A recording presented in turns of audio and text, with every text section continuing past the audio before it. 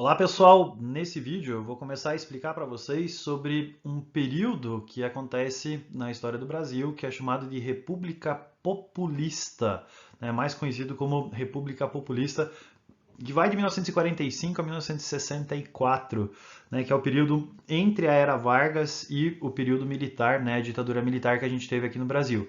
Então a gente vai estudar o que foi essa República Populista, o que foi o populismo e os principais presidentes que a gente teve durante esse período, que são esses que estão no slide aqui de trás. Beleza, pessoal? Então vamos lá, vamos começar. Então só lembrando que o Brasil, antes da Segunda Guerra Mundial e durante a Segunda Guerra Mundial, ele viveu um período chamado de Estado Novo. Esse foi um período de grande autoritarismo de Getúlio Vargas, né?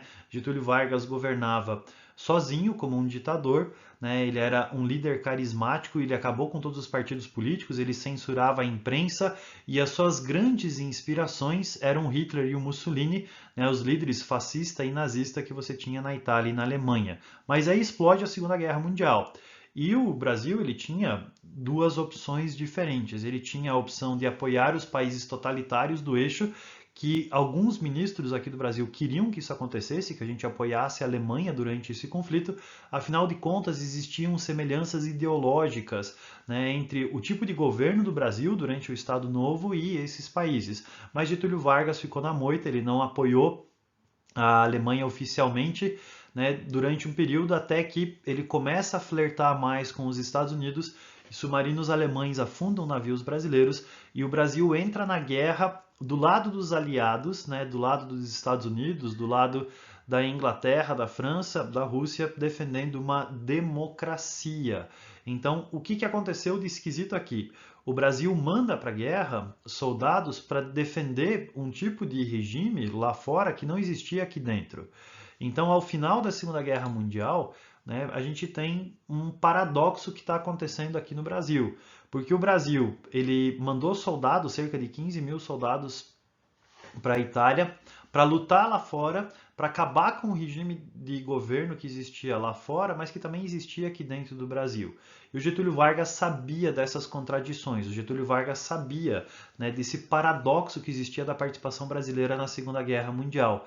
Né? E quando acaba essa guerra, o Getúlio Vargas ele começa a sofrer uma pressão do próprio exército, né? Ele inclusive tenta acabar com a força expedicionária brasileira, os soldados que foram para a Itália, na própria Itália, para evitar que eles voltassem organizados aqui para o Brasil e fizessem oposição a ele, mas Getúlio Vargas começa a sofrer uma série de desgastes, né? Por causa disso daí, acontece uma manifestação pacífica chamada Manifesto dos Mineiros, né? Contra o poder de Getúlio Vargas, contra o Estado Novo que existia aqui no Brasil, até que Getúlio Vargas decide, não, está na hora de eu me afastar do poder, então ele se afasta do poder, convoca eleições para acabar com o Estado Novo. O exército brasileiro, só para garantir que ele não fosse fazer um golpe de novo, acaba afastando ele do poder para que as eleições acontecessem, né, e você tivesse uma transição de poder aqui no Brasil.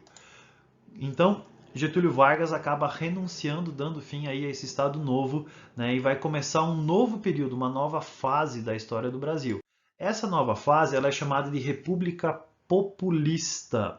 Por que ela é chamada de República Populista?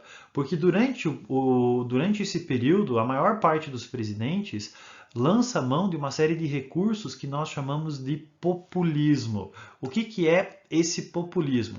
Populismo é quando os governantes ou os candidatos a governante, eles procuram fazer um diálogo com o povão, um diálogo com o popular.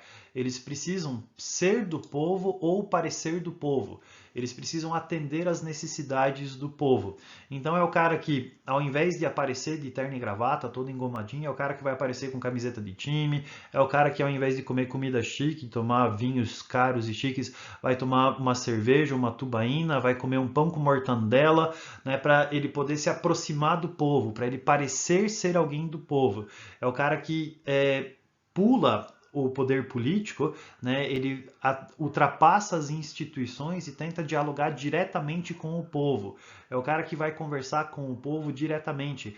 ou através dos meios de comunicação de massa, né? Vai utilizar a televisão, vai utilizar o rádio para fazer a ponte dele direto com o povo, né? Não é o presidente que fala através de decretos, que fala através de leis que são lidos por um porta-voz, que chegam através dos jornais para o povo. Não, é o presidente que fala diretamente com o povo. Ou é o presidente que ele vai direto para os braços do povão. É o presidente que anda na rua, que come pastel, né, no meio do povão, que come um cachorro quente no meio da rua, que vai para o cercadinho abraçar as pessoas comuns que estão aí nessa estratégia de parecer ser do povo, de estar o mais perto possível do povo. E a ideia é parecer ser do povo, né, e oferecer soluções simples para o povo. Do tipo assim, né, vamos mudar tudo, ou vamos mudar as coisas dessa forma, independente se aquilo é viável ou não, se aquilo é realizável, se aquilo vai ter um custo muito alto, se aquilo vai ter um impacto financeiro depois, a ideia é você oferecer uma solução simples para as pessoas simples, né, que vão acreditar que aquilo é possível. Tá? E quando você utiliza todas essas estratégias, né, para parecer ser do povo, oferecer soluções simples, atender essas necessidades do povão, o que o político realmente tenta fazer é manipular todas essas massas, manipular esse povo todo, né, para ele conseguir angariar votos, porque ele depende desses votos para subir ao poder ou permanecer no poder. Então, quando essas estratégias são utilizadas, quando você tem estratégias de manipulação das massas do povo em troca de voto, né, em troca de você ter aí um capital eleitoral maior, o nome que a gente dá para isso normalmente é de populismo.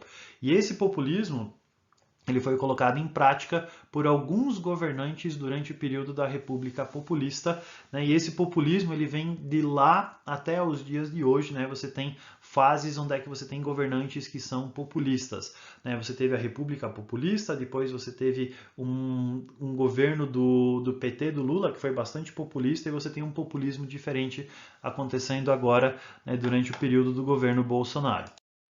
O primeiro presidente que a gente tem durante a República Populista não foi necessariamente populista. O nome do cara era Eurico Gaspar Dutra. Ele era militar, ele foi um dos principais líderes da Força Expedicionária Brasileira na Segunda Guerra Mundial. Ele já tinha tentado concorrer a presidente em 1937, ele vai tentar de novo e dessa vez ele vai ser eleito. E durante o governo do Gaspar Dutra, a gente tem duas coisas que são interessantes. Não são bem importantes, mas elas são interessantes que acontecem durante o seu governo. A primeira é que num ambiente de Guerra Fria, a gente precisava se posicionar, a gente precisava tomar um lado, né? Ou a gente ficava do lado dos Estados Unidos e do capitalismo, ou a gente ficava do lado dos russos e do comunismo. E a ideia do Brasil, né, principalmente durante o período que você vai ter depois da Segunda Guerra Mundial, era estar do lado do capitalismo. Por isso que nós vamos ser aliados incondicionais dos americanos nesse contexto de Guerra Fria. Ou seja, a gente vai tomar partido do lado dos americanos e a gente vai ser anticomunista, né? Inclusive, a gente tem uma foto que aparece ali do lado, que é o presidente Dutra recebendo a visita do Henry Truman, que é o presidente americano. Então a gente precisou tomar um lado e a gente tomou o lado dos americanos. A outra coisa que aconteceu durante o governo do Eurico Gaspar Dutra foi uma tentativa de plano de modernização do Brasil, que é chamado de Plano SALT.